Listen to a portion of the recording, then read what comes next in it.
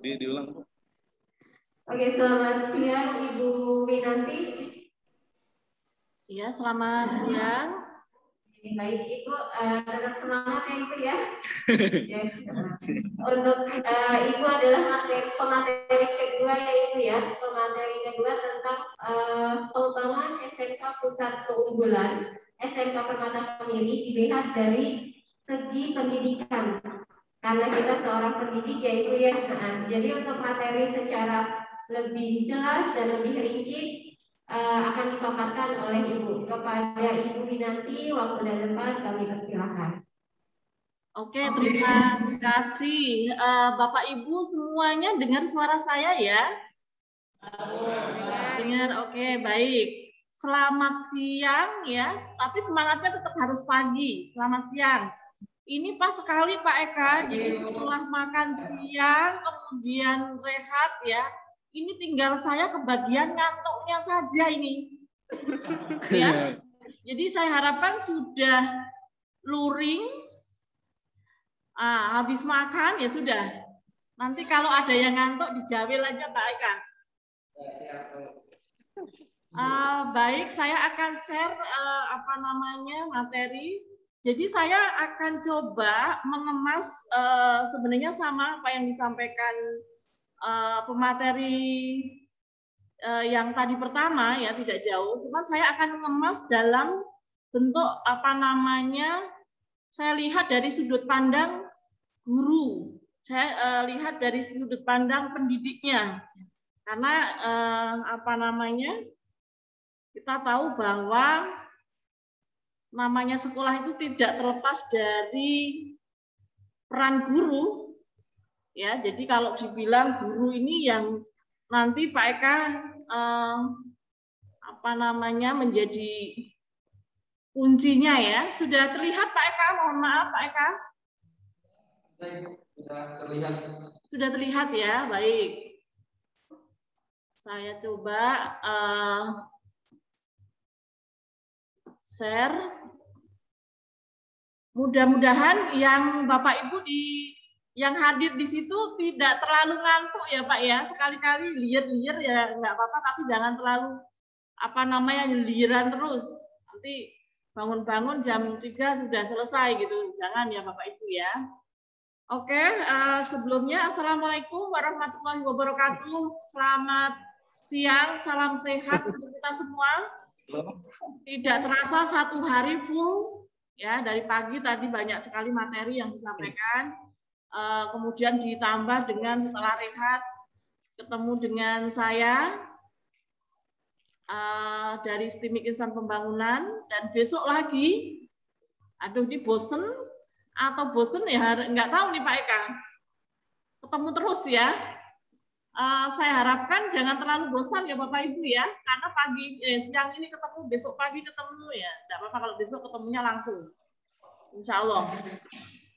Nah kemudian saya akan coba nanti ini kemas dalam bentuk PPT, bagaimana harusnya guru di dalam SMKPK ini. Ya, tadi saya sudah sampaikan bahwa guru menjadi ujung tombak dari semua kemajuan. Ujung tombaknya ada di guru. Ya, guru juga sebagai pelopor. Guru juga nanti sebagai yang bisa menilai apakah siswa ini pakaiannya pantas atau tidak. Dalam arti kata kompetensinya sudah sesuai atau tidak, kemampuannya sudah sesuai atau belum. Nah ini yang tahu adalah guru. Jadi yang menilai dan mengepaskan itu kalau bahasa Jawa mengepaskan itu menyesuaikan ya, itu ya guru. Guru yang bisa. Oh ini anak ini kompetensinya di sini, oh anak ini seperti ini anak ini begini. Oh bajunya harusnya begini, celananya begini, itu adalah guru.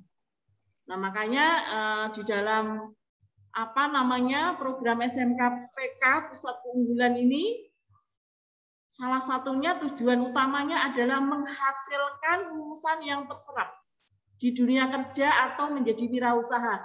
ini adalah salah satu peran yang paling penting adalah pendidik. Ya, tidak akan dihasilkan lulusan yang terserap di dunia kerja kalau tidak ada guru yang kompeten, kalau tidak ada guru yang profesional, kalau tidak ada guru yang bekerja dengan ikhlas, ya, sabar, ya, terampil, nah, tidak akan mungkin tercapai. Walaupun apa namanya, saya mohon maaf ini Pak Eka, saya mau nanya dulu nih sama Bapak Ibu nih, ya. Kalau di SMK Permata Kemiri ini, apakah gurunya linear semua Pak Eka? Nah, saya mau nanya dulu. Maaf Ibu, ulangi, mohon maaf. Apakah guru yang ada di SMK Permata Kemiri ini memiliki linearitas semua? Misalnya, kalau dia pendidikannya agama, yang ngajarnya agama. Pendidikannya IPS, ya dia mengajarnya IPS. Jangan sampai nanti pendidikannya IPS, ajarnya nanti apa namanya bahasa Indonesia, atau bahasa Indonesia ngajarnya komputer. Tidak ada ya. Hampir semua sudah linear, Bu. Oke, baik. Berarti bagus.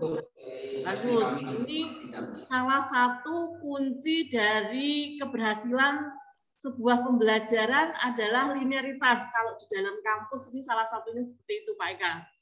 Jadi harus linear dulu. Yang diajarkan ya guru yang memang bidangnya sesuai. Nah, kalau yang bidangnya tidak sesuai bahasa Indonesia kok suruh ngajarnya apa namanya otomotif. Nanti bagaimana otomotifnya? Nggak jalan nanti otomotifnya, ya nanti apa namanya berbahasa Indonesia seperti apa lah, itu kan harus sesuai ya. Oke, bagus. Baik Pak Eka, jadi linearitas sudah sesuai ya semuanya, hampir apa namanya, ini menjadi salah satu kunci juga. Nah, kemudian ini bagaimana sih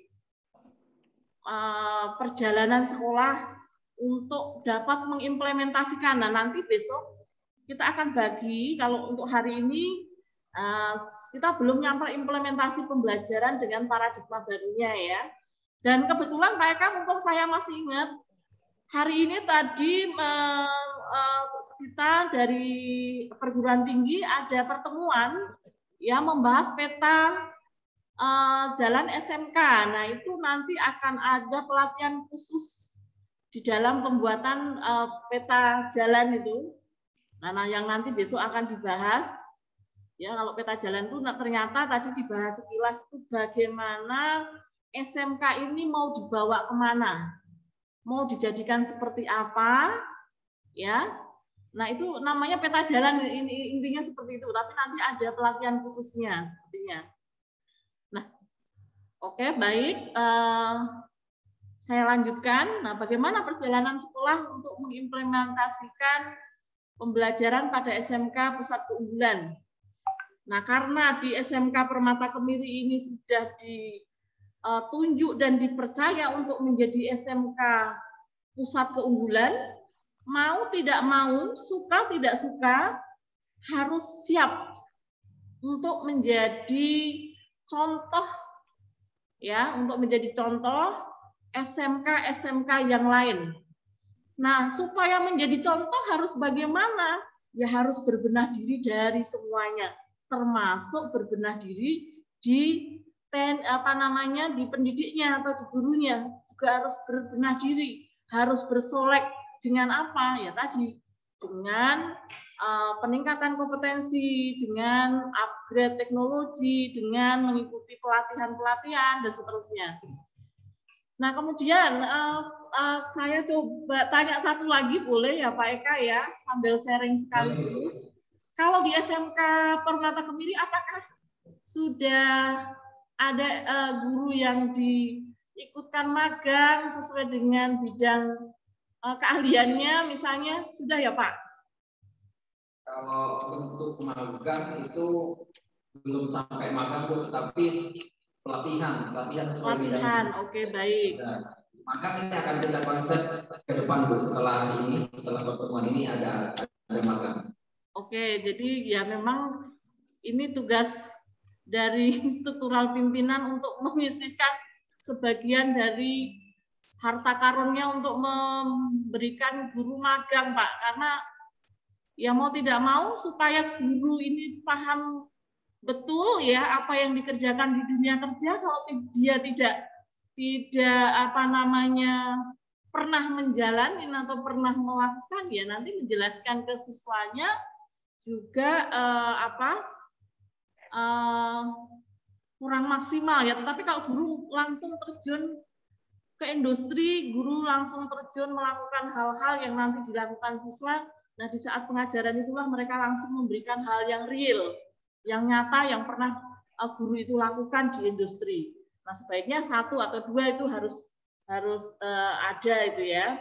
Nah kemudian ini ada 3 tahapan pelatihan ini nanti sudah dilalui, salah satunya in-house training ya kemarin. Kemudian kalau untuk implementasinya besok akan saya jelaskan secara langsung ya, tatap muka. Nah kemarin Pak Eka. Komite pembelajaran sudah juga. Oh sudah juga. Oke, baik. Oke, berarti sudah ya. Tinggal nanti saya mengemas sesuai dengan kemarin Pak Eka kirim. Nah ini integrasi pendidikan vokasi dan dunia kerja. Nah ini sangat relevan sekali. Di perguruan tinggi juga sama, ada 8 IKU di perguruan tinggi. Nah ini di vokasi link and match-nya ada 8 plus ini.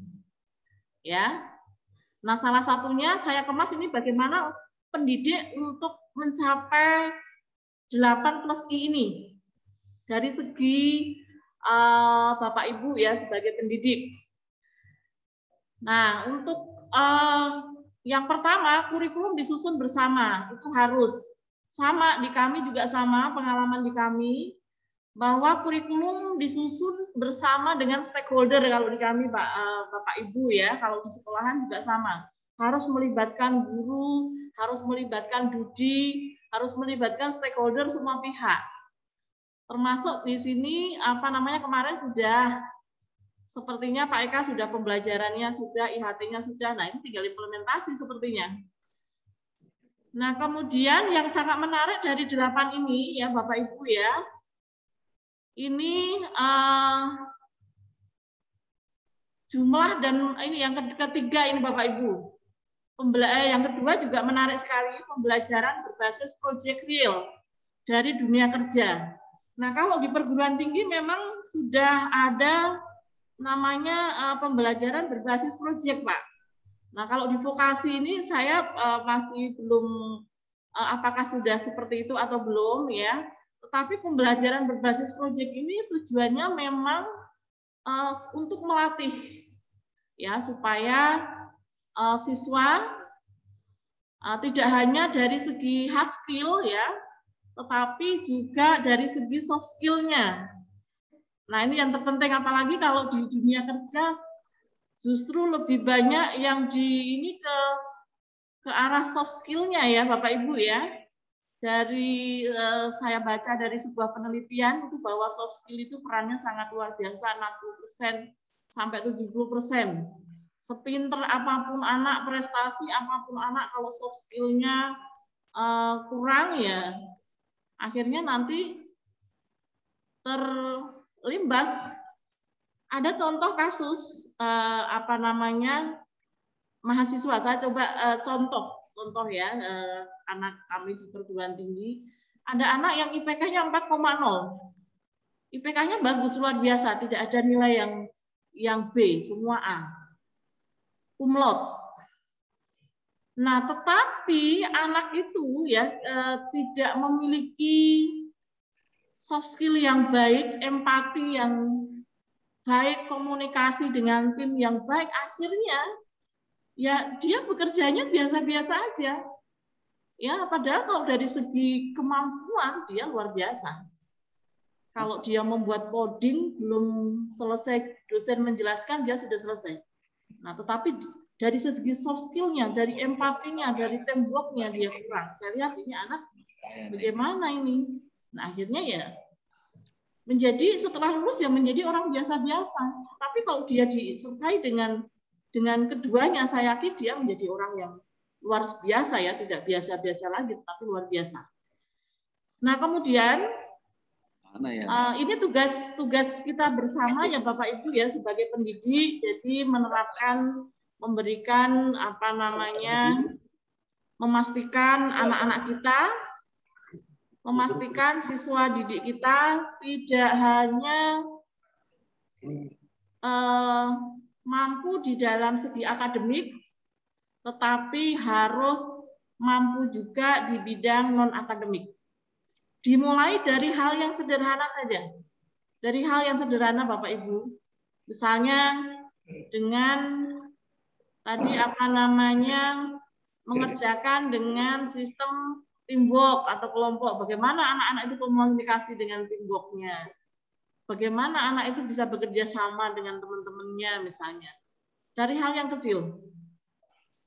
Nah, kemudian ini juga peran guru. Ya, peran guru untuk mengarahkan anak didik itu tidak hanya di hard skill, tetapi soft skill juga harus diperkuat serta karakter. Nah, kemudian ini juga dari jumlah dan peran guru. Nah, ini di industri ini tadi sudah disampaikan oleh Pak Eka, akan diadakan guru magang supaya nanti saat mengajar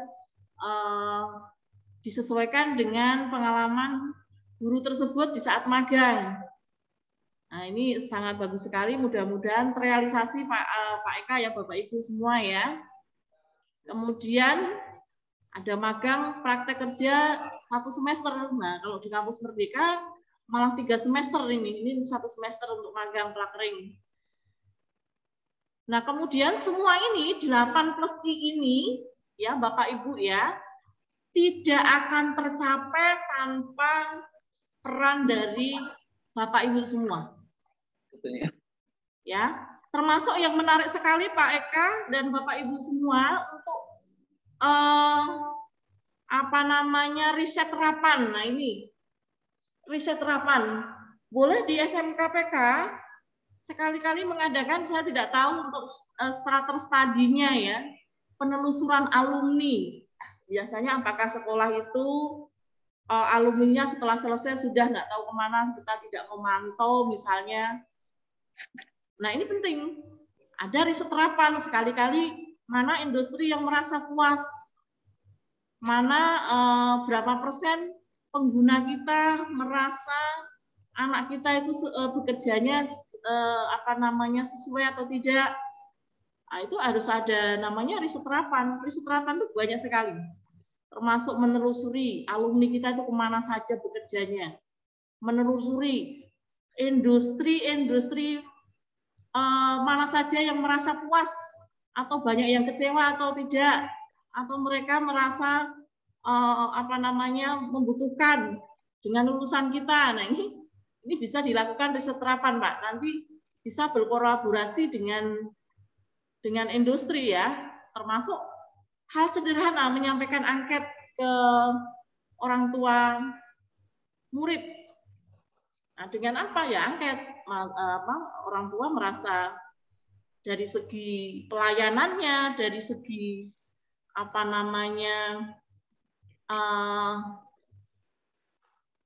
selain pelayanan kalau siswa orang tua itu nanti diakumulasi Bapak Ibu. Nah, nanti disitulah nanti akan terlihat potret sekolah dan potret guru. Ya, termasuk boleh menyampaikan angket sederhana bagaimana si guru ini melakukan pengajaran. Ya, jangan sampai guru mengajar hanya ngasih soal. Kemudian setelah dikasih soal tinggal pergi. Nanti dikumpulkan jam sekian. Nah, tapi kalau di SMK Permata Kemiri tidak ada seperti itu ya Pak Eka ya? Tidak ada, Bu. Tidak ada, oke. Saya yakin tidak ada, karena sudah SMKPK ya tidak ada. Nah, saya sering sekali mendapatkan keluhan dari teman-teman sesama orang tua. Dikasih soal di WA, kemudian suruh kumpulin nanti deadline-nya jam 3. nanti terakhir jam 2, nah diterangi enggak, lah nanti yang ngerjain bagaimana? Nah ini juga perlu perhatian juga Bapak Ibu sebagai tanggung jawab moral kita sebagai pendidik.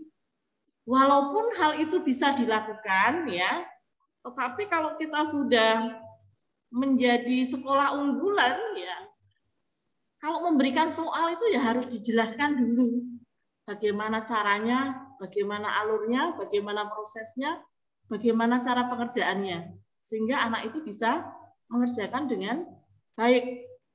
Nah, sudah online, hanya dikasih soal, dikasih deadline-nya tanggal sekian, anaknya nggak ngerjain orang tua.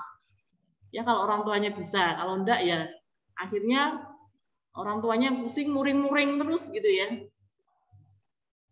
Nah, saya yakin sih di SMK Kemiri sih tidak ada. Nah, kemudian untuk sertifikat kompetensi, ya ini juga sama. Tidak hanya siswa yang harus mengejar sertifikat kompetensi, tetapi dari gurunya atau dari Bapak Ibu guru juga harus memiliki ya sertifikat kompetensi. Nah, kita menyuruh siswa untuk uji kompetensi, tetapi kita tidak pernah melakukan uji kompetensi. Nah, nanti bagaimana ceritanya gitu ya. Nah, pengalaman kemarin saya juga sama. Ada uji kompetensi di kampus kami itu uji kompetensi security informasi Bapak Ibu. Nah, saya disuruh ngerjain bahasanya Inggris semua. Dengan mahasiswa, jadi saya ikut dengan kelompok mahasiswa. Saya, Pak Jaka, Pak Dianto, Bu Nur, dan dosen-dosen yang lain. Saya bilang nanti kalau dosen lulus, saya nggak lulus masih mending. Nah ini kalau saya nggak lulus, terus mahasiswanya lulus semua, nanti bagaimana gitu? Malu gitu kan? Akhirnya ya kita berusaha. Ya yang penting gimana caranya saya bisa menyelesaikan soal yang begitu banyaknya bahasa Inggris semua gitu ya. Akhirnya ya lulus. Saya tidak melihat nilainya berapa, yang terpenting lulus. Nah, fungsinya untuk apa? Sebelum kita meminta siswa untuk melakukan sesuatu, paling tidak kita merasakan dulu. Kita pernah mencoba dulu. Nah, termasuk sertifikasi kompetensi ini. Saya menerapkan seperti itu Pak Eka, jadi saya mewajibkan semua yang mau lulus harus punya sertifikasi pendamping ijazah. Nah, saya juga ikut dulu sebelum menyuruh, mewajibkan mereka saya ikut, walaupun ya tadi harus belajar lagi, harus melihat soal-soal lagi, buka-buka buku lagi. Nah itulah dengan nilai yang tidak sebagus mahasiswa, yang penting ada kelulusan, lulus sertifikasi security informasi gitu ya. Nah seperti itu. Nah kemudian ini semua akan tercapai kalau kerjasama dari Bapak Ibu bisa dilakukan dengan baik. Ya, ini akan tercapai dengan kerja keras Bapak Ibu semua. Tidak hanya kerja kerasnya Pak Eka, tidak hanya kerja kerasnya yayasan, tetapi semua ini akan tercapai dengan kerja keras Bapak Ibu semua. Ya, karena tadi sudah saya sampaikan, yang mengetahui anak itu pantasnya menggunakan pakaian apa, ya Bapak Ibu, ya, yang mengetahui anak ini bajunya, aksesorisnya apa, yang mengetahui adalah kita sebagai pendidik, Bapak Ibu semua. Ya, bukan yayasan, bukan kepala sekolah, tapi kita yang mendidik secara langsung. Kamu pantasnya kompetensinya di sini dan seterusnya. Nah, kemudian ini yang kalau dirangkum ya, tadi sama kalau dirangkum, yang satunya yang I-nya tadi ya, Bapak Ibu ya, beasiswa atau ikatan dinas dari DUDI untuk siswanya ya. Nah, ini kalau di SMK Permata Kemiri saya lihat kemarin ada yang sudah ikatan dinas ya, Pak ya. Sudah ada belum Pak Eka? Ya Ibu siap, baru absen Ibu, mohon maaf. Ya, sudah ya, sudah mulai ya Pak ya, harus sudah mulai. Nanti kira-kira lulusan terbaik 10 besar minimal. Yang 10 besar langsung terekrut di PT ini. 20 besar terekrut di PT ini. Nah, itu harus sudah mulai ini. Karena ya sudah zamannya seperti itu Pak. Kalau syukur-syukur ya perusahaannya yang sudah go pabrik, yang Bonafit nanti 5 besarnya dulu atau 3 besarnya dulu minimal. Oke. Kemudian kita lanjutkan targetnya ya Bapak Ibu. Kalau di SMKPK ini sebenarnya sudah disampaikan berkali-kali, mungkin di pelatihan Pak Eka sudah sering menyaksikan juga, tapi tidak ada salahnya saya akan coba kemas dari sisi pendidik. Nah, untuk target program SMK Pusat Keunggulan memang yang ditekankan adalah kualitas dan kinerja Bapak Ibu. Termasuk kualitas dan kinerja dari kita sebagai pendidik. Ya. Jadi memang guru itu kerjaannya tidak hanya ngasih materi dan nilai sebenarnya sekarang ini. Makanya saya bilang guru ini kalau dinilai dengan uang 1 miliar pun tidak bisa Pak Eka. Karena jasanya itu sangat luar biasa. Ya. Kualitas dan kinerja, meningkatkan kualitas dan kinerja manajemen pengelolaan dan penyelenggaraan SMK. Nah, ini tugas dari struktural pimpinan ini. Kemudian keselarasan dunia kerja yang terpenting kemarin saya sudah sharing ya, ada beberapa yang memang bekerjanya belum sesuai dengan jurusan atau belum sesuai dengan kompetensi yang dimiliki siswa. Ya masih banyak seperti itu Bapak Ibu ya.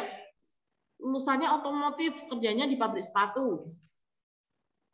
Atau misalnya kerjanya di lulusannya TKJ, kerjanya di bagian packing ya. Belum nyambung ya, tapi itu bisa dilakukan riset terapan. Kira-kira berapa persen yang bekerja sesuai bidangnya, berapa persen yang tidak sesuai dengan bidangnya melalui ya tadi penelusuran alumni kita, mana yang bekerja sesuai bidangnya atau tidak gitu ya. Nah, kemudian ada pusat keunggulannya ya tadi ini menciptakan pusat peningkatan kualitas dan kinerja dan menjadi inspirasi dan rujukan. Nah, nanti Bapak Ibu bisa, makanya harus siap-siap SMK Permata Kemiri. Suatu saat ada guru dari SMK lain yang bertanya kepada Bapak Ibu bagaimana melakukan pembelajaran sesuai SMKPK. Ya, harus siap-siap dari guru-guru SMK lain yang belajar dari SMK Permata Kemiri. Nah, bagaimana mengajar di kelas 10 dan seterusnya harus siap. Dan harus menampilkan, harus menunjukkan saya bisa. Seperti ini, harus banyak bersolek Pak Eka ya. Termasuk gurunya ini harus banyak bersolek. Bersoleknya apa yang tadi? Potensinya ditingkatkan, kemampuannya, disertakan magang, disertakan pelatihan-pelatihan, dikirimkan ke workshop yang sesuai dengan bidang guru dan seterusnya. Ya, kemudian ada keterserapan lulusan, ini yang penting. Jadi sekolah tidak akan dikatakan berhasil kalau lulusannya tidak terserap di dunia usaha ya, nanti ya jangankan mau dilirik, ya jangankan mau dilewati, dilirik aja enggak nanti. Nah, ini ya tugas kita bersama sebagai pendidik ya Bapak Ibu ya. Nah, kemudian saya akan coba apa sih yang harus dilakukan sekolah? Saya akan coba dari sisi sekolah dulu ya Bapak Ibu ya. Sebelum nanti saya akan coba dari sisi Bapak Ibu guru. Nah, apa yang harus dilakukan? Yang pertama tadi sudah pas sekali Bapak Kepala Sekolah sudah mencari guru yang sesuai dengan bidang keahlian, sesuai linearitas. Ya, tidak ada guru agama mengajar komputer. tidak ada guru lulusan IPS mengajar otomotif atau dan lain-lain. Ya, atau bahkan ada saya juga di sekolah anak saya, dia lulusannya komputer, tapi ngajarnya bahasa Arab gitu ya. Saya nggak tahu dia belajar bahasa Arabnya gimana gitu ya. Nah, linearitas. Kemudian, ya. Saya ada meeting dulu sama Bang Ustaz sebentar Bu ya. Oke, baik, Kak. Baik. Terima kasih Ibu. Baik. Tapi Bapak Ibu guru yang lainnya ini ya, jangan ngantuk dulu ya Pak ya. Sebentar lagi. Cuma saya aja sama tim bangunan. Oke, siap. Atau Bapak Ibu ada yang mau ini sharing dulu, bertanya dulu coba. Ini saya khawatirnya kalau sudah dikasih jam setelah makan siang ini, saya nggak tahu nih pada ini dia sendiri. Mimpi indah atau tidak gitu.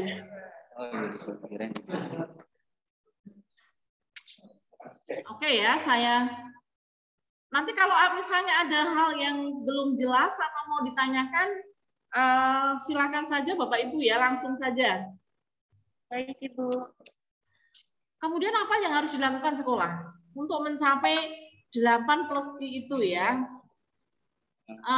Memang tidak mudah bagi sekolah untuk berbenah. Termasuk salah satunya adalah linearitas dari guru.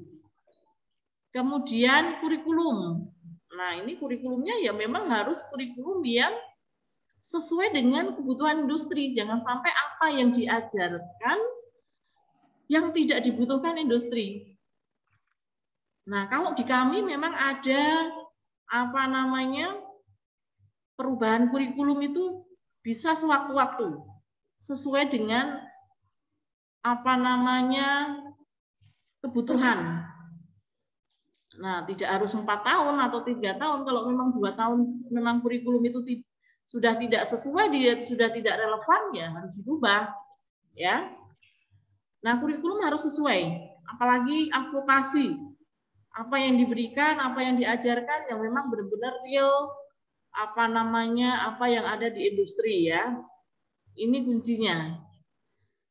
Nah, kemudian karena kita berbicara dari segi guru, dari segi pendidik, nah, makanya tadi saya utamakan linearitas. Nanti kalau dari segi sekolah ya, sekolah itu yang penting sarana prasarananya dulu, gedungnya dulu. Bagaimana gedungnya, bagaimana sarana prasarananya. Nah, ini saya akan balik nih, karena saya lihat dari segi Bapak Ibu guru ya, sarana dan prasarana.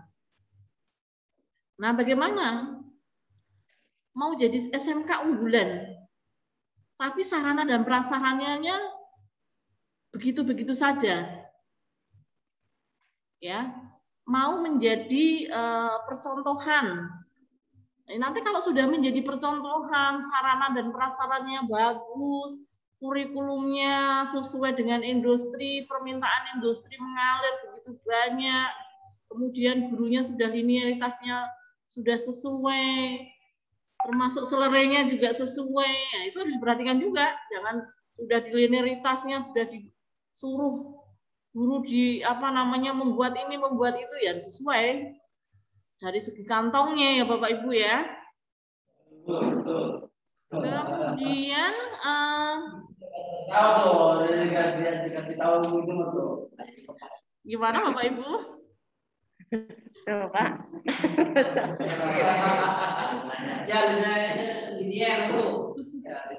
Ya harus disesuaikan Bapak Ibu. Kalau nggak disesuaikan ya nanti bagaimana? Dapur nggak ngebul, guru disuruh ini lah gitu kan?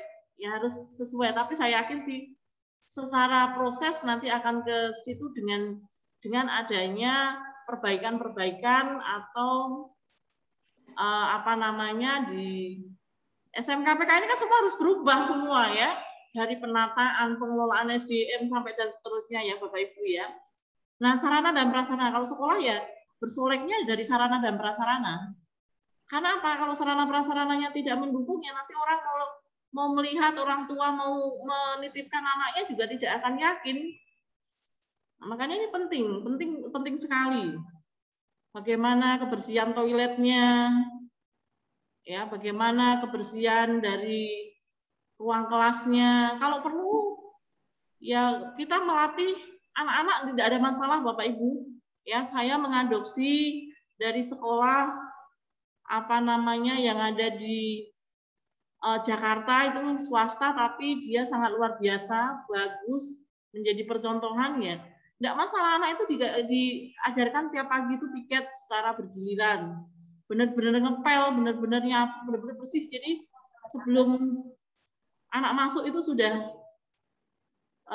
guru masuk sudah bersih, sudah wangi gitu ya. Jadi ajarkan hal yang sederhana. Nah, kemudian yang terpenting ya itu sarana prasarana yang mendukung. Jangan sampai sekolah apa adanya, toiletnya airnya nggak ada, nah, nanti bagaimana itu? Ya memang perubahan itu membutuhkan biaya, perubahan itu membutuhkan waktu.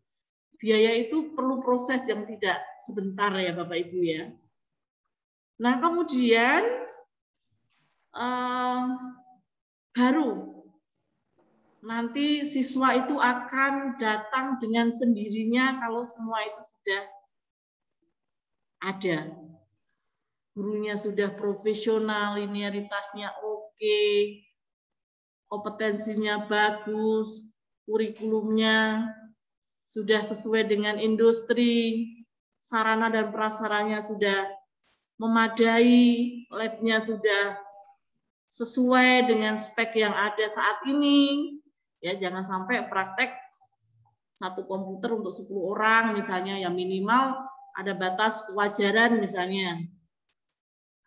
Cuman memang saya tidak tahu kalau di SMK Permata Kemiri ini bagaimana maintenance-nya. Lab itu harus kasih maintenance, bengkel itu harus ada maintenance secara berkala.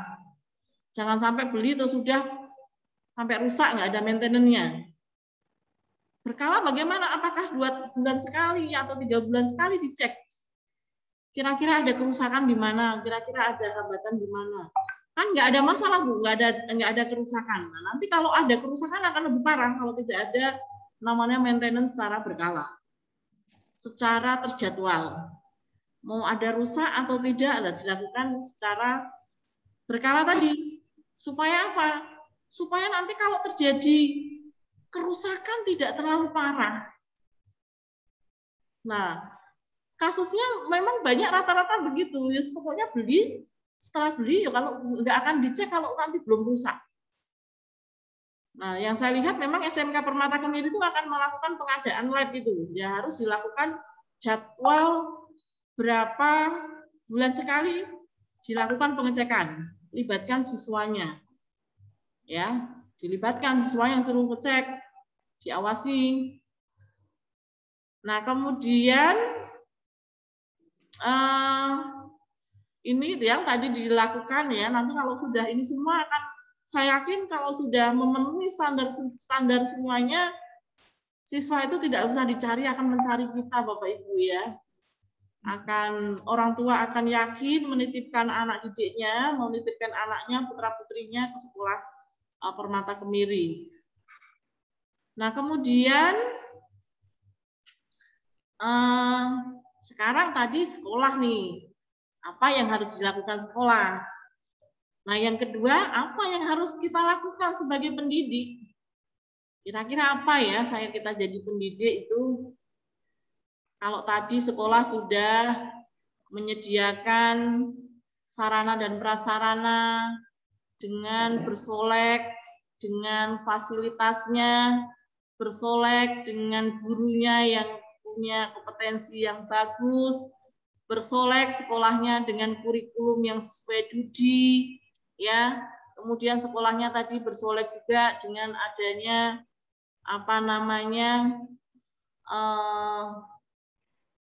gedung yang memadai misalnya ya, sarana dan prasarananya lengkap gitu ya. Sudah. Nah, sekarang guru, apa yang harus kita lakukan sebagai pendidik? Nah, yang terpenting adalah di dalam SMK PK ini memahami pembelajaran paradigma baru. Saya yakin dengan adanya IHT kemarin ini sudah lulus semua. Dengan adanya IHT kemarin, pemahaman mengenai pembelajaran paradigma baru sudah lulus semua Bapak Ibu ya. Karena sudah 10 hari kan memahami dan mencerna ya dari apa itu paradigma baru pembelajaran SMK Pusat Keunggulan. Nah itu nanti akan saya yakin pembelajaran paradigma baru itu akan menular ke semuanya, tidak hanya SMKPK, nanti akan diterapkan untuk semuanya. Cuman Bapak Ibu sudah mendahului gitu ya, sudah duluan. Jadi kalau orang bilang pinter duluan, nanti Bapak Ibu yang jadi contoh. Nah, yang jadi contoh dan memberi contoh. Ya, tidak harus minta untuk ini, tapi Bapak Ibu juga bisa sharing dengan guru-guru yang lain. Tidak harus diminta. Nah, saya terapkan itu ke dosen saya. Setiap dosen yang melakukan pelatihan atau update ilmu, update knowledge, dosen tersebut harus sharing kepada dosen yang lain. Tujuannya untuk apa? Supaya yang lain juga paham.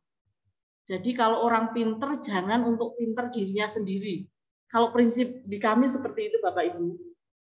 Ya. Nek pinter aja pinter dhewe, kalau bahasa Jawa. Harus untuk orang lain juga, supaya bermanfaat hidup ini. Nah sama, saya pengalaman menerapkan ke mata kuliah praktikum, kebetulan kalau di kampus saya juga mengajar praktikum. Saya ngajar praktek Bapak Ibu. Saya menerapkan ke anak-anak seperti ini. Saya tidak akan memberikan nilai ke anak dengan nilai yang maksimal walaupun dia nilainya bagus. Kenapa Bu Win? Kalau anak itu tidak mau melihat kanan kiri teman-temannya yang nggak bisa dia cuekin. Jadi kalau dia pinter harus melihat dulu kanan kirinya ada nggak yang perlu bantuan dia. Nah, kalau dia tidak peka, ya, tidak mau membantu temannya, saya akan kasih nilai standar. Oh, begitu Bu Win gitu ya. Ya, itu aturan saya bilang. Kalau Anda nilainya bagus, tetapi kamu tidak mau membantu temannya yang tidak bisa, kalau teman tidak bisa, tanya, mana yang tidak bisa? Ajarin, tidak harus disuruh dosen. Ya, ajarin. Harus action. Action sendiri, tidak harus diperintah oleh dosen. Nah, itu saya lihat efektif. Efektifnya seperti apa? Efektifnya adalah kita sebagai pendidik juga tidak terlalu capek Bapak Ibu. Kalau ngajarin satu-satu ya capek beneran. Tapi dengan menerapkan begitu kitanya juga enak, siswanya juga maksimal karena saling membantu. Ya, saling membantu, yang dia pinter membantu yang nggak bisa diajarin. Lihat kanan kirinya ada yang belum selesai belum, ada yang nggak ngerti, kamu langsung eksekusi, langsung kamu action, ajarin mereka, tidak harus buin suruh, tidak harus ini gitu ya. Jadi ya akan ringan. Saya juga akan merasa ringan. Oh ya, dia diajari sama ini, diajari sama ini gitu. Nah, tinggal saya lihat mantau mana yang belum bisa, mana yang ini gitu ya. Nah, kemudian nah, itu pengalaman yang kami terapkan saat diri saya mengajar. Nah, memahami pembelajaran paradigma baru, apa yang harus kita lakukan sebagai pendidik? Nah, sebenarnya intinya sih sebenarnya Bapak Ibu, ya kerangka pengembangan pembelajaran paradigma baru itu sebenarnya ya ada ya kurikulum, pembelajaran, prosesnya ya, proses pembelajarannya, sama proses asesmen. Sebenarnya 3 hal ini sebenarnya intinya ini. Hanya Bapak Ibu itu harus benar-benar memahami apa ini. 3 ini. Sehingga di dalamnya ini kan ada profil pelajar Pancasila ini ya.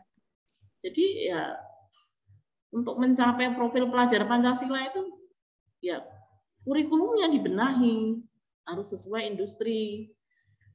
Bagaimana penyusunan kurikulumnya, bagaimana bahan ajarnya, bagaimana jangan-jangan guru ngajar tapi nggak punya bahan ajar. Jangan-jangan guru ngajar yang dia pakai hanya buku yang ada dari sekolahan, buku paket. Jangan-jangan guru mengajar sebatas pengetahuan guru itu saja. Nah, itu kan juga penting di ini ya. Nah, ini nanti apa namanya kurikulum. Nah, pembelajarannya bagaimana? Prosesnya apakah hanya pakai media itu saja? Medianya nulis. Yuk anak-anak, sekretarisnya siapa? Tulis, papan tulis, yang lain nyatet. Nah, itu sudah nggak model ya Bapak Ibu ya. Proses pembelajaran yang interaktif, yang apa tadi, proyek berbasis proyek, berbasis teamwork, kelompok, dan lain-lain. Kemudian medianya, nah, medianya sekarang macam-macam. Banyak sekali. Nah, nanti bagaimana asesmennya, proses penilaiannya, proses evaluasinya. Nah, sebenarnya intinya sih 3 ini Bapak Ibu ya. Tapi kalau kita breakdown lagi, nah dalamnya ini banyak ini. Nah, dalamannya mungkin sudah kemarin saat IHT ya Bapak Ibu ya. Sudah hafal, saya yakin 10 hari dikemas bagaimana kurikulumnya, pembelajarannya, medianya, ininya, proses ini, apa namanya, pembelajarannya, proses asesmennya dan seterusnya. Saya kira sudah di luar kepala. Amin. Amin. Sudah ya Bapak Ibu ya, sudah di luar kepala ya, apa sudah memang di luar beneran gitu ya? Ya, di luar beneran. Acak-acakan.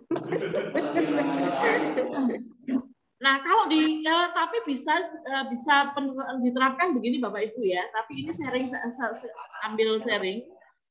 Kalau guru itu kan punya bahan ajar. Setiap ngajar kan dikumpulkan, nanti dibuat sebuah buku yang menarik, kemudian dicetak, dicarikan ISBN-nya, dipatenkan. Nah, kemudian nanti bisa dijual ke anak-anak. Nggak apa-apa, itu kan menguntungkan juga, menguntungkan sekolah dan menguntungkan guru dan mempermudah guru juga. Jadi guru itu punya hasil karya gitu ya. Kalau di kami begitu Bapak Ibu, jadi setiap dosen yang mengajar nanti berapa dosen berkelompok membakukan bahan ajar itu menjadi baku dan dievaluasi terus gitu ya. Kemudian kita cetakkan, kita carikan ISBN, kemudian dari ISBN itu kita patenkan ya, kaki, kemudian kita jual belikan ke mahasiswa-mahasiswa nih semester ini mata kuliah ini. Mahasiswa ini punya panduan supaya lebih mudah bagi mahasiswa juga. Nah, keuntungannya bagaimana ya? Keuntungannya dosen 50% untuk kampus, 50% untuk dosen. Nah, kalau untungnya 20.000, 10.000 kali sekian mahasiswa. Ya itu kan keuntungan dosen per semester gitu ya. Nah, ini menarik sebenarnya, hal-hal sepele tetapi membuat dosen kreatif. Terus nanti diperbaiki lagi, direvisi lagi, edisi revisi gitu. Tapi karyanya menjadi bentuk nyata yang bisa dimanfaatkan oleh mahasiswa yang menghasilkan semuanya, menghasilkan untuk kampus juga menghasilkan, untuk dosen juga menghasilkan. Dan ini menarik ini.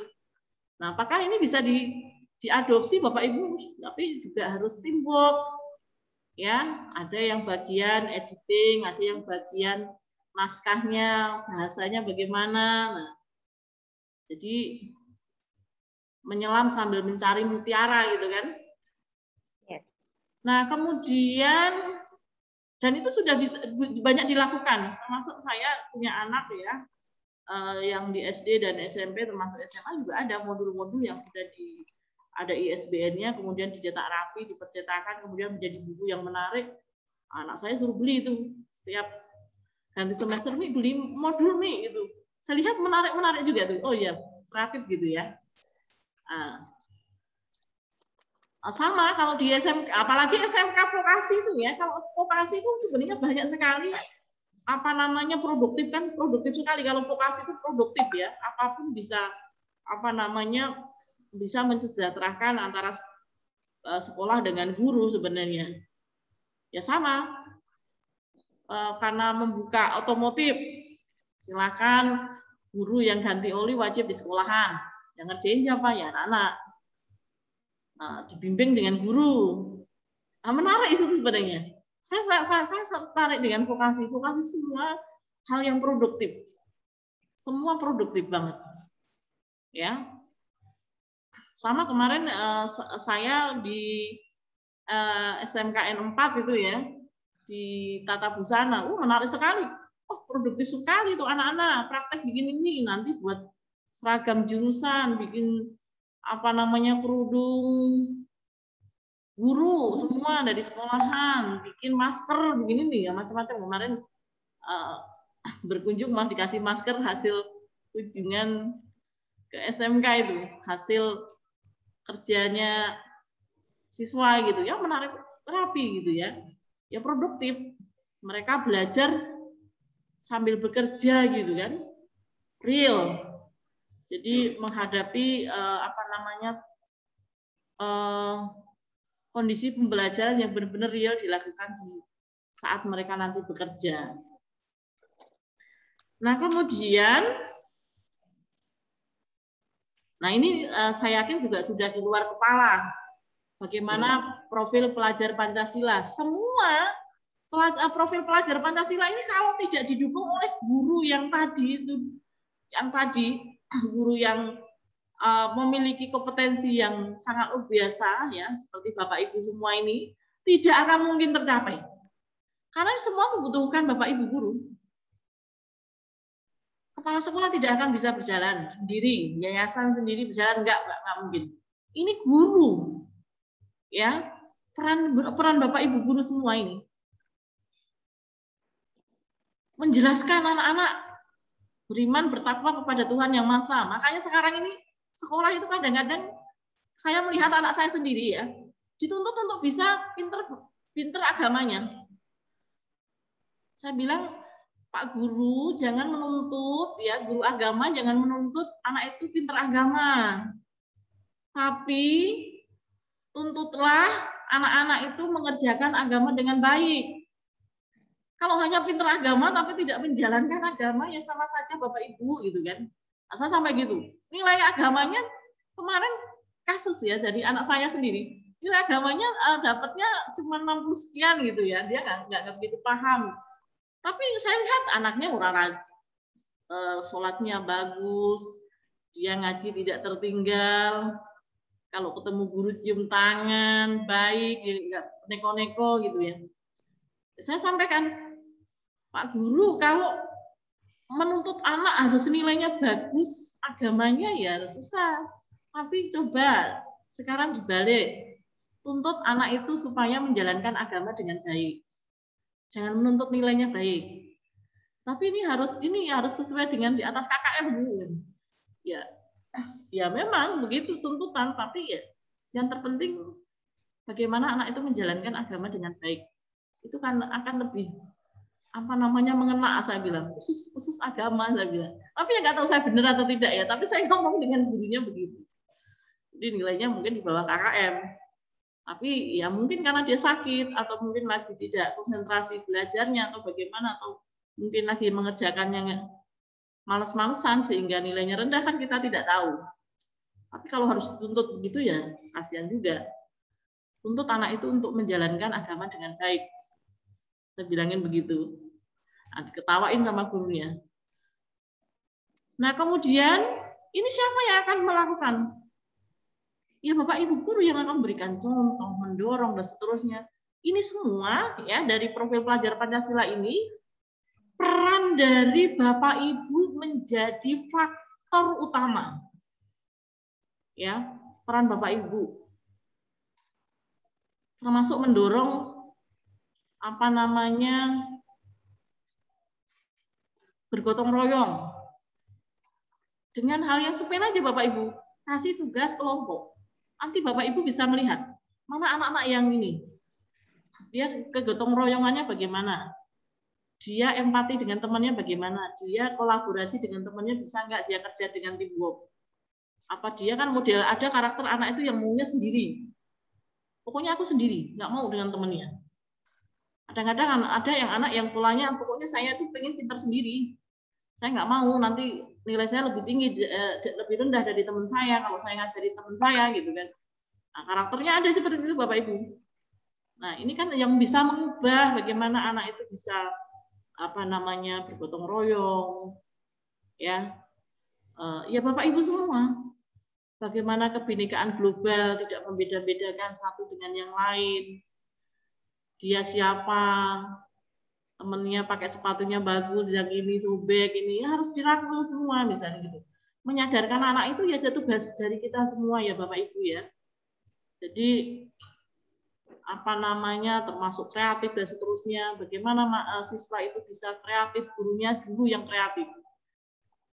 Jadi tidak bisa mewajibkan siswanya untuk kreatif, gurunya aja nggak pernah kreatif. Ngajar cuma dikasih soal, tinggal nanti jam 3 dikumpulin ya. Ya gimana itu? Nah, memang kreatif harus muncul dari Bapak Ibu dulu. Baru nanti ke siswanya. Yuk anak-anak bikin begini ya, gurunya aja nggak pernah bikin. Nggak pernah nyoba. Anak-anak kalau begini bagus loh. Nah, kalau jadi siswanya tak balik itu. Pak coba dicontohin Pak bagaimana gitu ya. Pernah nggak Bapak Ibu ada anak yang seperti itu? Ada ya. Ada anak seperti itu.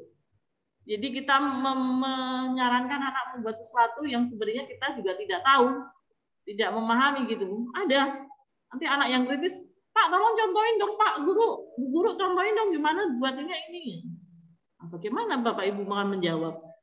Makanya dimulai dari kreatif dari Bapak Ibu dulu, kemudian baru ditularkan ke siswanya. Nah, termasuk bernalar kritis. Nah, sekarang tuh banyak orang ininya kritis, tetapi kritisnya kadang-kadang tidak pada tempatnya. Nah, kemarin saya ketemu dengan orang Pemda, UIN. Saya tuh bingung katanya. Kenapa? Orang berbicara masalah kesehatan, masalah penyakit. Padahal dia sarjana hukum, UIN. Nah, itu kan tidak sesuai dengan tempatnya. Ngomong penyakit, kalau yang penyakit ya ngomong harusnya dokter atau nakes. Kenapa sarjana hukum ngomong UIN? Nah, itu kritis memang, tetapi tidak pada tempatnya, tidak sesuai dengan kompetensi apa yang dimiliki ya. Hukum ya belajarnya ngomongnya harusnya hukum, jangan hukum ngomongnya kesehatan. Gitu. Kemudian mandiri. Nah, mencetak siswa untuk mandiri ini memang tidak sulit, tidak mudah ya Bapak Ibu ya, tidak mudah, tidak semudah membalikan telapak tangan. Kadang-kadang lulusan kita hal yang kecil saja, lulusan yang sudah lulus, suruh ditawarin kerja di tempat yang agak jauh dari orang tua, nggak mau Bu, saya jauh dari orang tua, nanti bagaimana gini. Orang tuanya juga sama. Bu, kasihan anak saya jarang jauh dari orang tua. Nggak mau. Saya nggak tega. Nah, ini menyadarkannya itu yang perlu kerja keras dari Bapak Ibu nih. Kerja di manapun tempat sama. Ya. Terus mandiri. Harus bisa berdiri di kaki sendiri tanpa menggantungkan hidup dengan orang tua terus. Sampai kapan? Orang tua kan juga ada batas umurnya misalnya. Nah, pemahaman-pemahaman yang sederhana itu yang Bapak Ibu bisa sampaikan ke anak-anak sebenarnya. Ya. Nah, semua ini akan bisa tercapai atas kerja keras Bapak Ibu semua. Wah, jadi kerjaan guru berat banget dong, Bu. Sudah disuruh ini, disuruh ini. Nah, kadang-kadang kesesuaiannya tidak sesuai gitu kan. Nah, itu yang repot itu. Yang repot. Nah, ditambah dengan budaya sekolah. Nah, budaya sekolah bagaimana? Iklim sekolah. Karena iklim sekolah itu menentukan sekali loh Bapak Ibu. Ya, di kampus kami saya melakukan penelitian di tempat saya kampus. Kenapa dosen insan pembangunan itu tidak ada yang keluar masuk gitu ya. Saya adakan survei penelitian dan hasilnya sangat signifikan itu. Saya juga bingung. Apakah jadi saya penelitian itu saya kolaborasi dengan dosen. Pengaruh kompensasi, kompetensi dan iklim kerja. Jadi ada 3 variabel ya waktu itu tim saya melakukan survei. Penasaran gimana sih kondisinya gitu ya. Ternyata hasilnya iklim kerja itu menjadi faktor pertama orang itu jadi betah. Perasaan dosen itu kenapa kok ini banget gitu, nggak ada yang keluar masuk dosen itu ya, sampai ada yang dosen dari 2001. Bayangkan aja Bapak Ibu, dosen itu dari mulai kita kursus sampai sekarang tuh dia masih ngajar. Saya penasaran orang nggak bosen gitu. Akhirnya kita lakukan survei. Ternyata dari kompetensi, kompensasi dan iklim kerja, faktor yang besar itu yang setelah kami lakukan tabulasi itu ya, iklim kerja. Mungkin iklimnya nyaman atau gimana, saya nggak begitu ini ya. Iklim kerja pengaruhnya sangat ini. Jadi membuat iklim kerja yang iklim sekolah ya, iklim sekolah. Kalau yang tadi saya lakukan survei memang iklim kerja. Kalau ini iklim sekolah. Membuat iklim sekolah menjadi aman, nyaman, betah, membuat kita rindu dengan sekolah, membuat anak-anak kangen dengan sekolah. Ya ini juga sama.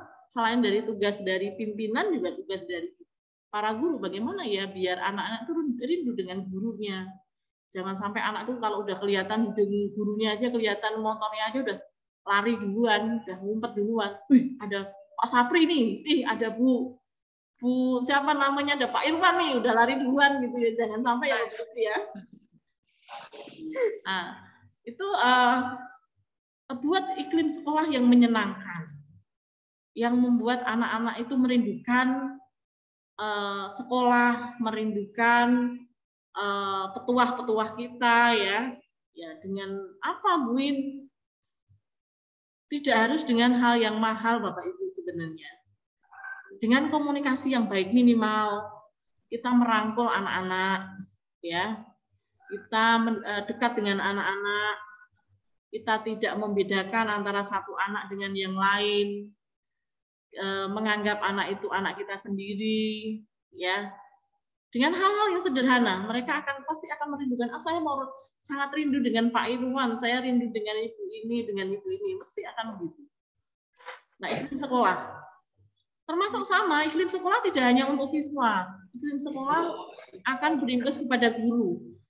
Aduh ya ampun, kapan sih jamnya selesai? Nah, itu sudah iklimnya nggak bagus itu. Aduh ini ngajar nggak ini sih, perasaan lama banget jam 12 gitu ya. Nah ini perlu dipertanyakan iklim sekolahnya bagaimana gitu. Jadi iklim sekolah ini akan menjadi hal yang menarik,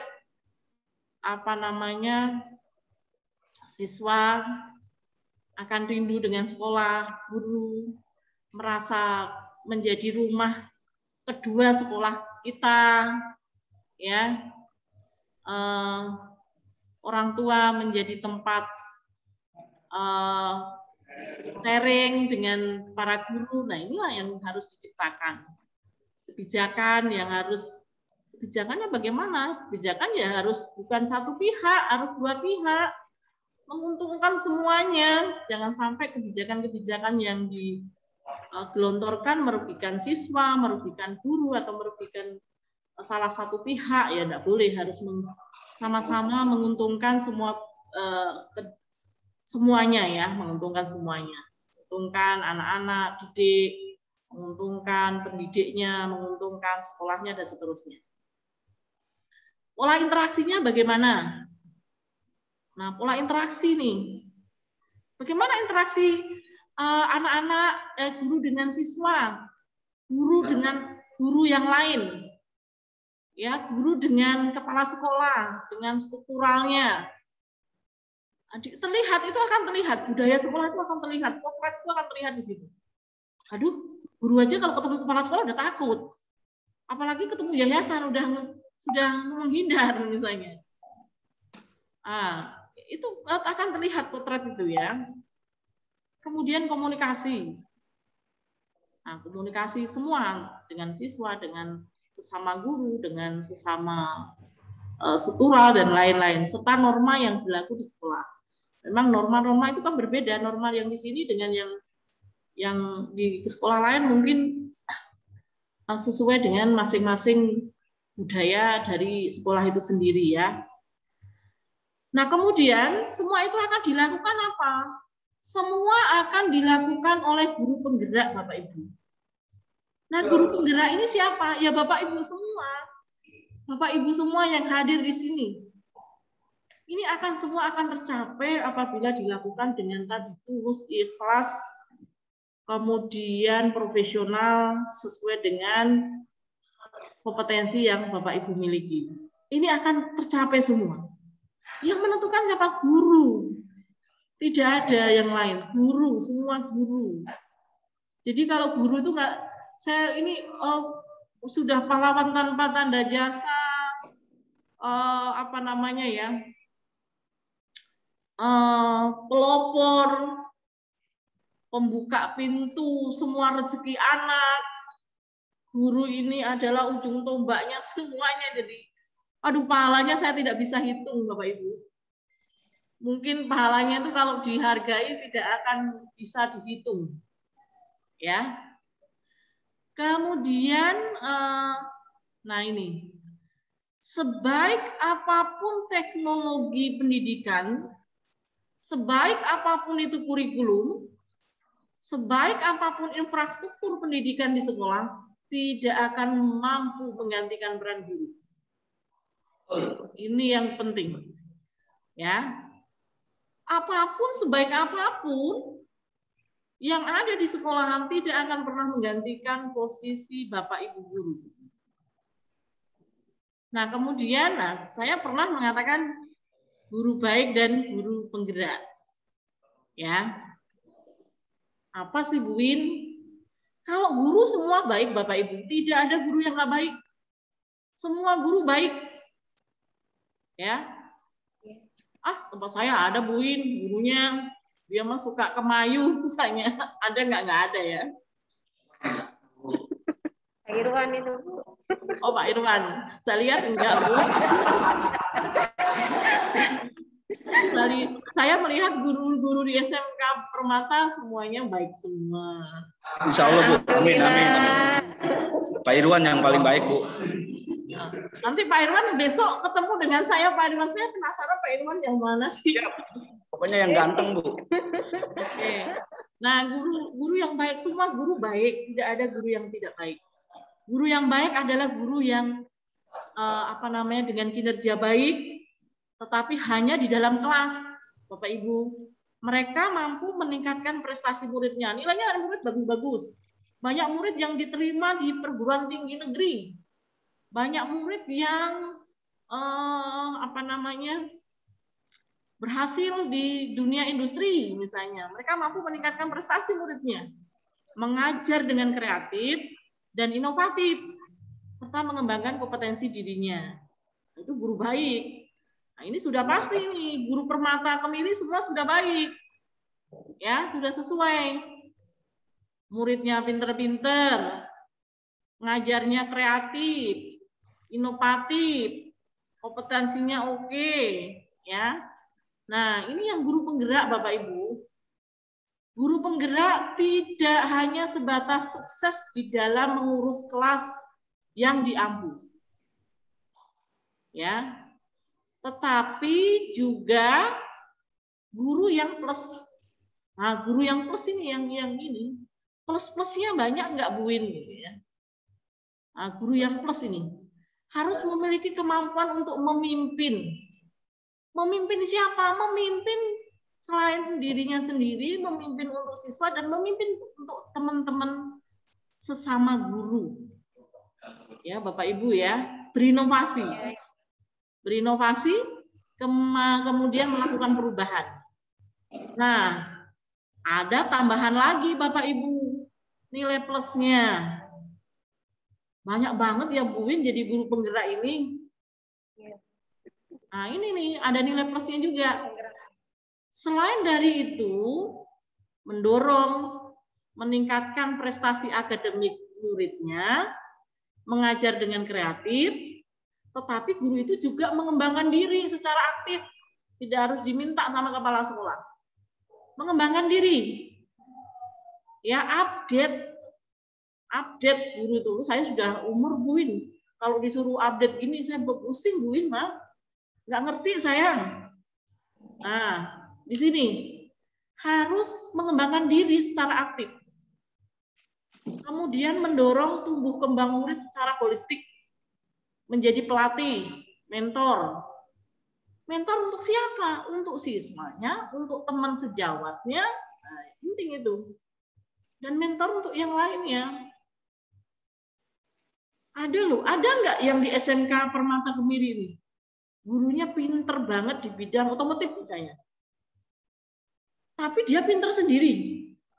Jadi nggak sharing pinternya itu kepada guru yang lain, supaya guru yang lain itu juga bisa mengajar mata kuliah, mengajar mata pelajaran itu. Nggak ada ya.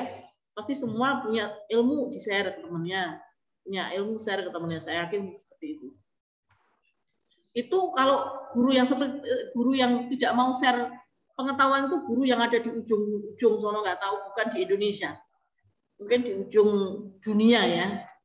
Kalau guru-guru di Indonesia, mereka saling share ke murid, selain dari kepada siswa juga kepada guru yang lain.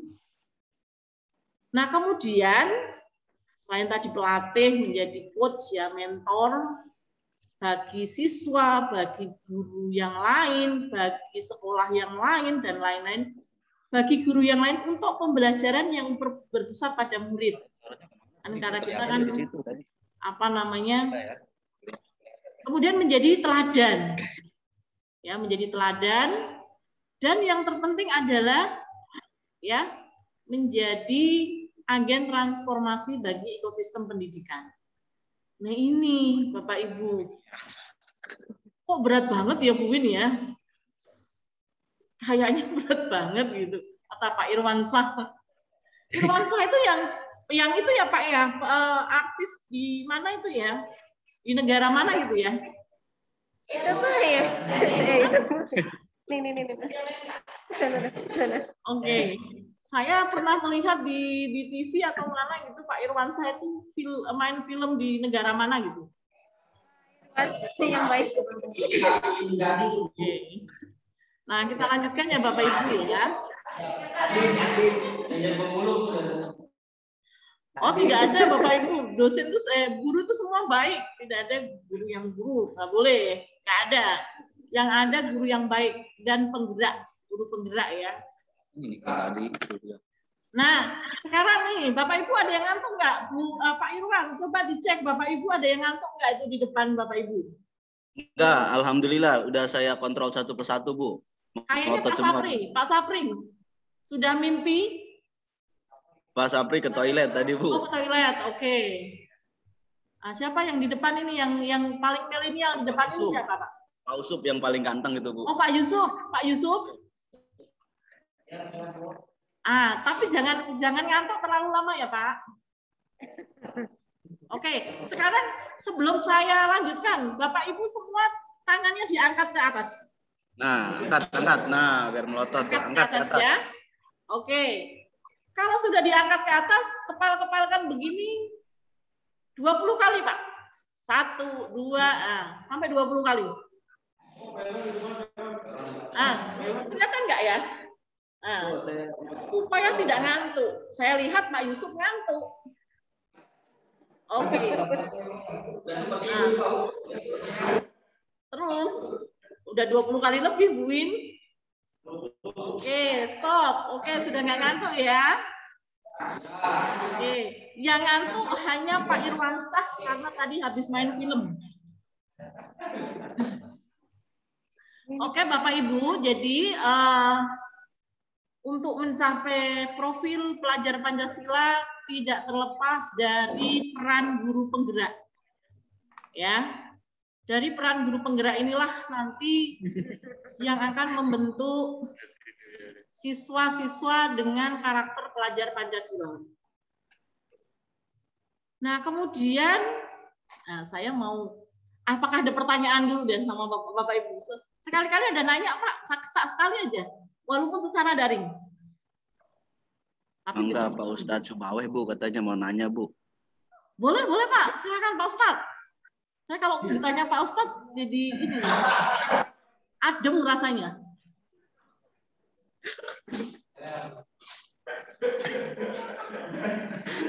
Mana Pak Ustadz? Silakan Pak. Lagi Pak, pakai speaker aja Pak. Pakai mic aja, pakai mic. Oh, pakai mic, boleh. Mana Pak Ustadz? Mohon maaf Pak, assalamualaikum Pak, salam kenal Pak ya. Jangan ini sama anak-anak Pak, menuntut anak agamanya kiranya bagus, tapi untuk anak-anak itu melakukan agama yang baik, menjalankan agama yang baik.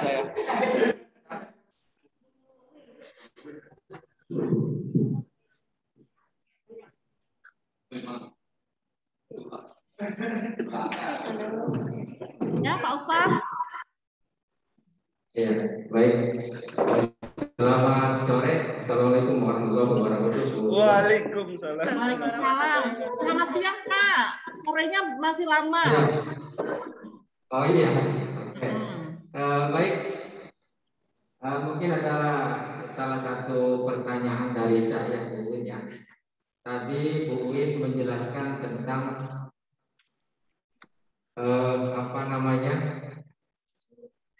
seorang siswa pada sekolah penggerak, mereka minimal memiliki rasa memiliki ya, betul, rasa Pak. kecintaan, rasa ingin bertemu dengan gurunya. Justru pada realnya siswa itu malah ada sebagian ya, yang justru senang dengan guru yang malas begitu. Ya curhat Pak Ustadz kayaknya. Jadi ada sebagian siswa yang justru senang kalau gurunya itu malas. Ya, yang jarang masuk, yang jarang memberikan tugas begitu. Nah ini, yang ingin saya tanyakan, bagaimana cara membangun kreativitas anak yang semacam itu supaya dia betul-betul punya rasa memiliki, rasa senang dan ingin terus bertemu dengan gurunya begitu, sehingga kemudian akan terbangunlah kompetensi yang sangat baik. Nah ini trik-triknya atau cara-caranya seperti apa? Karena memang di lapangan yang saya rasakan ada semacam itu. Jadi mohon penjelasan dari Ibu agar supaya nanti profil pelajar Pancasila ini bisa betul-betul diterapkan di sekolah penggerak ini. Itu saja barangkali. Terima kasih. Assalamualaikum warahmatullahi wabarakatuh. Waalaikumsalam warahmatullahi wabarakatuh. Ini kayaknya pengalaman pribadi ini Pak. Curhat Bu. Ya, pengalaman pribadi atau curhatan ini ya. Oke, baik Bapak Ibu. Ada karakteristik dari sebagian anak-anak yang malah menyukai kalau gurunya sering izin. Lebih suka kalau tidak ada pelajaran yang alias pelajarannya kosong. Ya. Nah, membangun karakter anak supaya mereka menjadi mencintai untuk belajar. Memang tidak mudah Bapak Ibu mengubah karakter seseorang ya. Bukan hal yang mudah.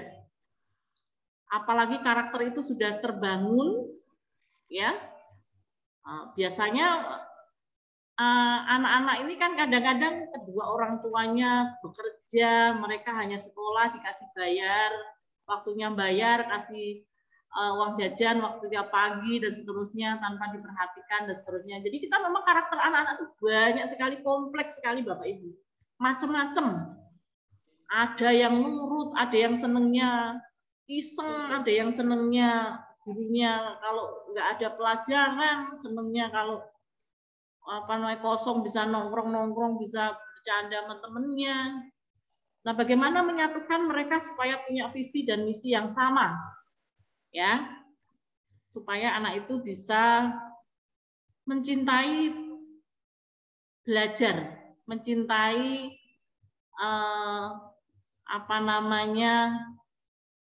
gurunya, termasuk menyampaikan ilmunya, dia merindukan hal itu. Nah, caranya bagaimana, Bu In? Nah, itu memang banyak cara Bapak Ibu, tergantung dari masing-masing kita pendekatan. Nah, pendekatan kita sebenarnya yang menjadi hal utama. Saya pernah pengalaman Bapak Ibu, jadi anak ada mahasiswa. Mahasiswa ini di dari mulai semester 2, ternyata memang anak ini kayak model anak yang broken home. Jadi kedua orang tuanya bermasalah gitu ya. Anaknya itu neko-neko gitu loh. Sampai kemarin terakhir itu ikut demo waktu yang undang-undang yang di Jakarta itu kemarin itu. Tangkep dia. Saya cari itu ke Polda Metro itu, saya nyari anak itu sampai sehari semalam itu baru ketemu, ternyata di Polda Metro ya. Satu-satunya anak yang paling bandel di kampus kami. Saya cerita nanti, tapi sekarang berubah total Bapak Ibu. Berubah total. Saya juga tidak menyangka. Jadi dengan banyaknya kasus yang dia ini, kita lakukan pendekatan Bapak Ibu, termasuk kami percayakan ketua himpunan mahasiswa sistem informasi ke anak itu. Ya, saya tunjuk menjadi ketua HMSI, ketua himpunan. Dia pertama nggak bisa, ini berontak gitu ya. Kita kasih kepercayaan dia. Setelah menjadi ketua HMMI, kita libatkan ke Senat, ke BEM. Kasih pekerjaan-pekerjaan yang menantang dia suka ternyata. Nah, sekarang itu baiknya minta ampun. Setiap kita belajar menggunakan Zoom daring gitu, dia pertama kali nongol. Bu In, selamat malam gitu kan, kamu nongol duluan gitu. Nanti kalau dia ada temennya yang agak-agak gimana gitu, dengerin dong, lagi dijelasin Bu In gini-gini gitu. Dia yang mengendalikan semua akhirnya. Nah, dengan ini mungkin salah satu trik, tapi ya nanti bisa disesuaikan sebenarnya. Kalau saya pernah mengalami seperti itu, Pak. Jadi triknya saya lakukan pendekatan ke anak itu dengan saya kasih kepercayaan. Dengan kepercayaan apa ya tadi? Saya jadikan ketua HMSI itu kan sangat menantang sebenarnya, walaupun awalnya tidak mau. Tetapi akhirnya dia belajar memimpin, belajar bertanggung jawab, dan akhirnya berubah total. Sampai sekarang dia baik sekali.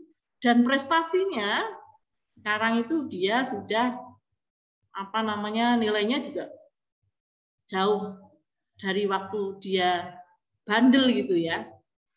Nah, memberikan kepercayaan ke anak itu dengan hal-hal yang positif. Kasih percayaan aja. Coba kumpulkan tugas anak-anak, kamu nanti yang kumpulkan, terus kamu yang data, kemudian nanti laporkan ke Bapak. Atau nanti ini ya, kamu ini coba ini kasih hal-hal yang menantang, challenge. Dengan memberikan challenge ke anak yang kurang proaktif, itu juga bisa menimbulkan rasa kepercayaan kepada anak Bapak Ibu. Ternyata ya, dan itu sudah saya alami. Yang tadi itu. Salah satunya memberikan kepercayaan kepada anak untuk hal-hal yang kita anggap itu menantang bagi anak itu, supaya anak itu menjadi tanggung jawab. Terus kemudian bagaimana Bu dengan karakter yang lain, dengan cara yang lain? Nah, cara yang lain bisa Bapak Ibu sesuaikan dengan kondisi, dengan melihat karakter anak itu kan kita bisa melihat ya Bapak Ibu ya. Anak ini sebenarnya arahnya kemana sih, kita kan yang bisa melihat saya kita.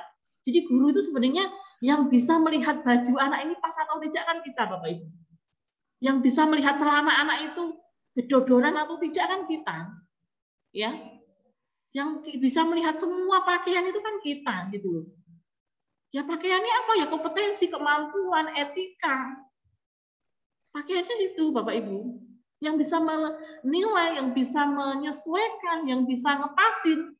Ya kita sebagai guru. Nah, disitulah kita mendalami. Memang guru ini sangat luar biasa. Apa namanya, ilmunya juga ilmu. Tidak hanya kalau di total itu nggak bisa dimasukkan dalam 2-3 keranjang Bapak Ibu.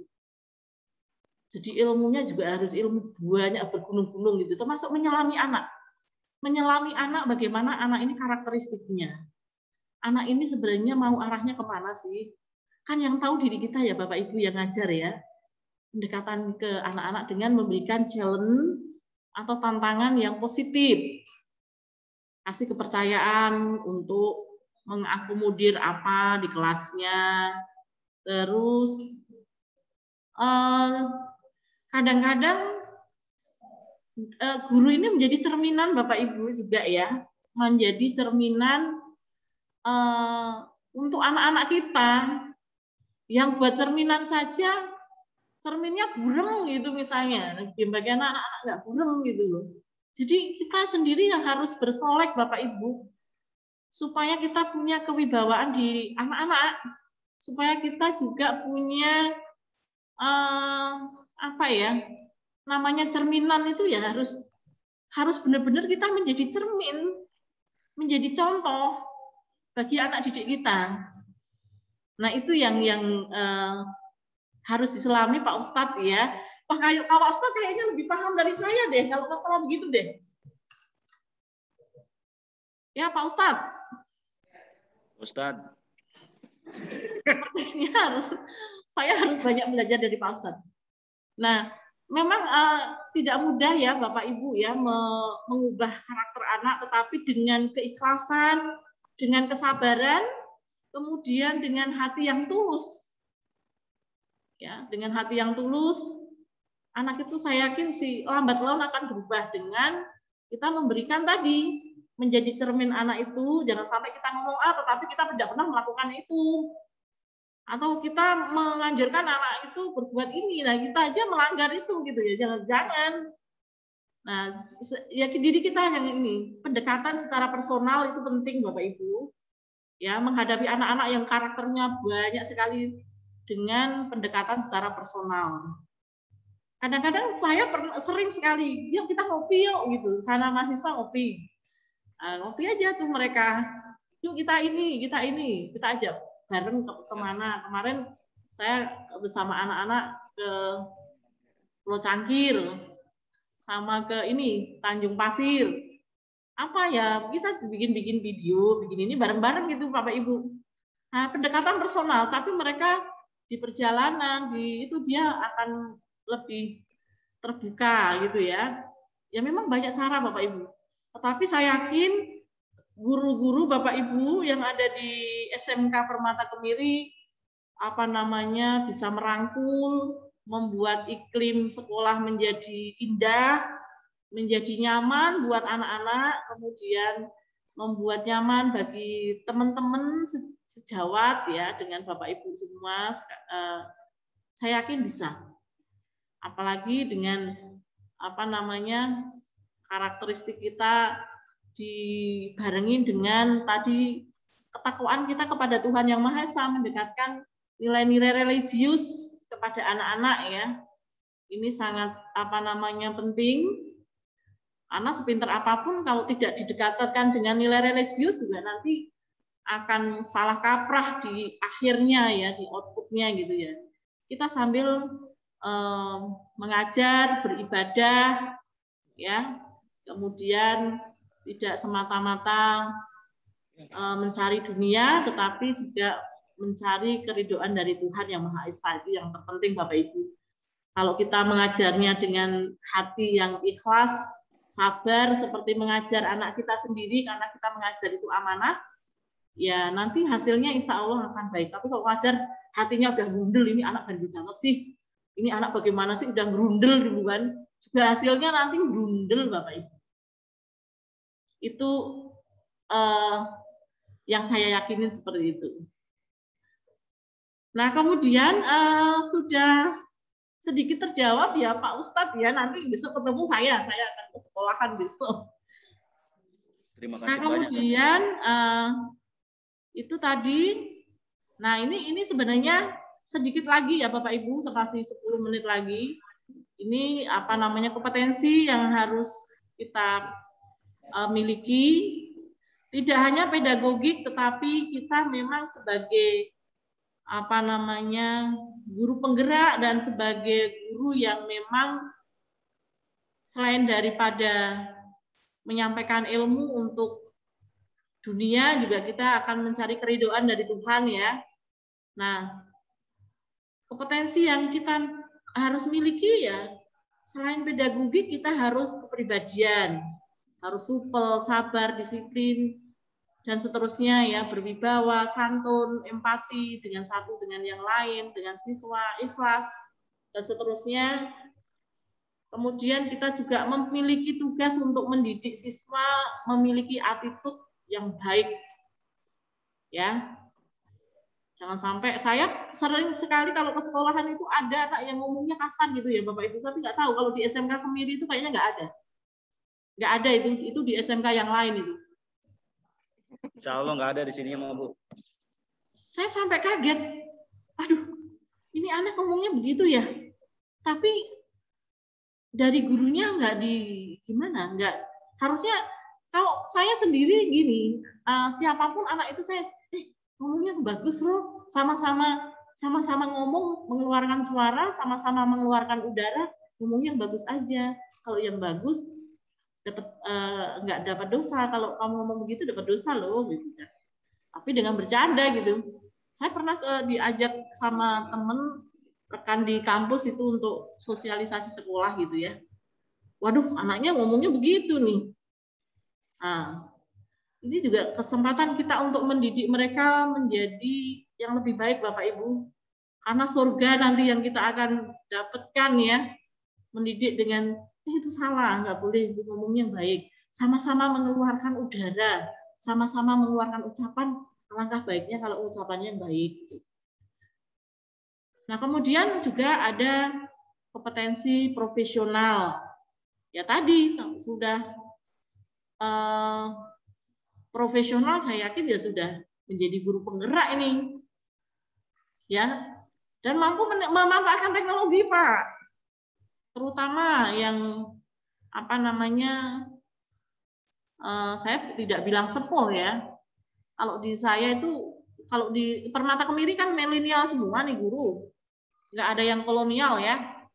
Jadi tidak ada hambatan untuk memanfaatkan teknologi. Aku nggak ngerti Bu, ini tuh susah bener sih Bu, ini tuh apa sih, pakai sistem apa itu? Misalnya ya. Nah itu yang perlu di apa namanya, dihindari, harus memanfaatkan teknologi kreatif ya. Kemudian ada kompetensi sosial, termasuk apa? Keterampilan berkomunikasi Bapak Ibu, keterampilan berkomunikasi, bersikap ya, berinteraksi secara umum, baik dengan peserta didik, sesama guru, pendidik, orang tua dan masyarakat secara luas. Penting, potensi sosial. Wah, di tempatku tuh ada Bu Win, di perumahan nih Bu Win. Dia kerjanya guru tapi ngomongnya Bu Win, aduh. Nah, nggak pernah inilah itu. Jangan sampai seperti itu Bapak Ibu. Ini kompetensi sosial ya. Jadi ada 4 kompetensi. Selain dari pedagogik, ini pasti semua sudah terlewati, sudah lulus. Kemudian kompetensi kepribadian, profesional dan sosial. Nah, mudah-mudahan ya, dengan pertemuan di sore hari ini apa namanya, bermanfaat untuk kita semua. Saya dikasih waktu sampai sama Pak siapa namanya, kepala sekolah tadi sampai jam 3. Nah, ini sudah. Ini tadi Pak Yusuf sudah ngeliatin jam itu kayaknya. Walaupun Pak Yusuf, walaupun saya tidak secara langsung melihat Bapak, tapi di sini terlihat Pak, jamnya dari tadi dilihatin melulu. Ya, sebentar lagi, 10 menit lagi ya Bapak ya. Oke, mudah-mudahan apa yang saya sampaikan bisa sedikit bermanfaat. Kemudian kalau ada hal-hal yang kurang berkenan di hati Bapak Ibu, saya mohon maaf sebagai manusia biasa. Yang jelas kita sebagai pendidik ya Bapak Ibu ya, sama-sama sebagai pendidik, mari kita didik anak-anak kita menjadi yang tadi, anak yang selain dia terserap di dunia kerja, juga anak yang memiliki karakter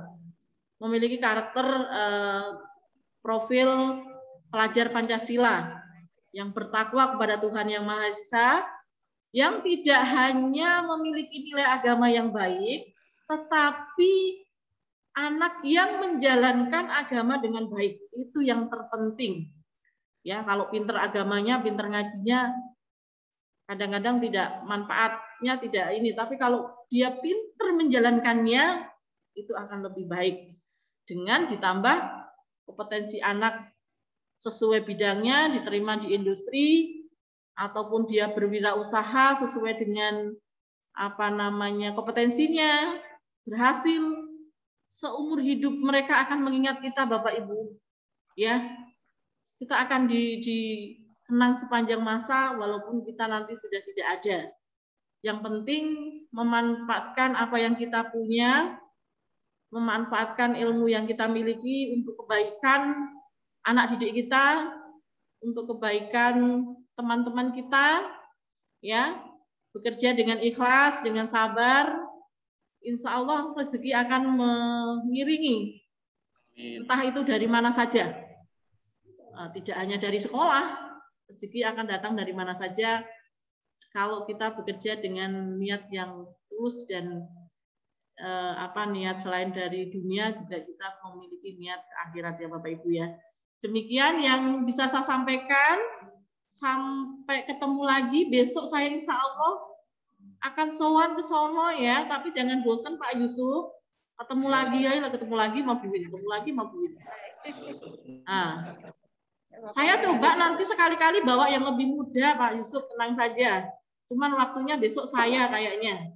Yang muda saya lihat masih schedule-nya masih padat, sehingga mau nggak mau ya kolonial yang harus datang.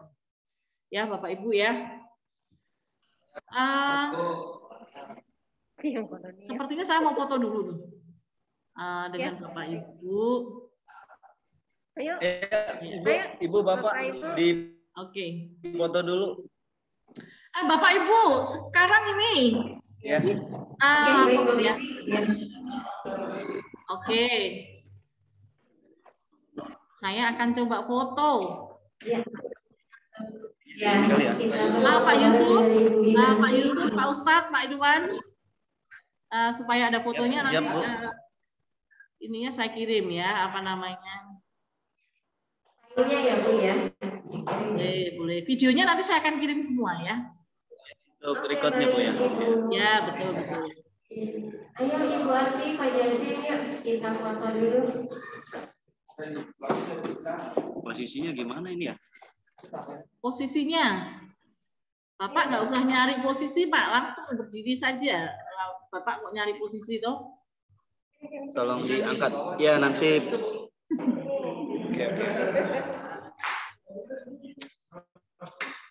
Oke, sebentar saya ini. Oke, Pak Irwan nggak nyanyi moto ini. Ayo.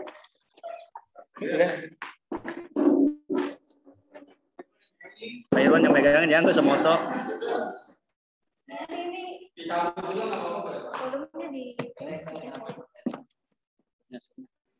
Ini jauh. Ya, Bapak coba betulin. Kelihatan nggak? Oh iya, bagus Pak. Sebentar. Bagus. Oke. Screenshot. Sebentar saya. Oke, sudah bagus ya. 1, 2, 3. Kayaknya yang ibu-ibu nanti Bu pakai aba-aba Bu ya. Saya masuk dulu. Oke, siap. Kasihan banget ibu-ibu ini di samping-samping semua. Aduh. Oke, 1, 2, 3. Oke, sebentar saya simpan dulu, Pak. Saya simpan dulu. Bentar, saya simpan dulu. 1, 2, 3. Bentar, saya simpan. 1, 2, 3. Oh, terima kasih Bapak Ibu. Selamat beraktivitas. Akhirul salam. Wassalamualaikum warahmatullahi wabarakatuh. Semangat selalu. Ya, terima kasih Bu. Oke, saya izin lab ya. Saya izin lab.